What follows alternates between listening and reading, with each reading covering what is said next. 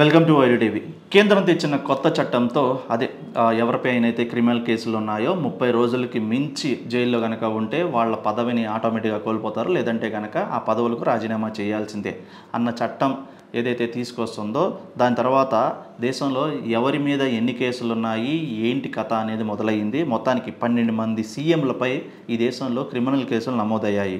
మన భారతదేశంలో మొత్తం 30 మంది సీఎంలు ఇప్పుడు ఉండగా వారిలో 12 మందికి పైగా కూడా క్రిమినల్ కేసులు నమోదైనట్లు కూడా ADR association for democratic reforms తెలిపింది.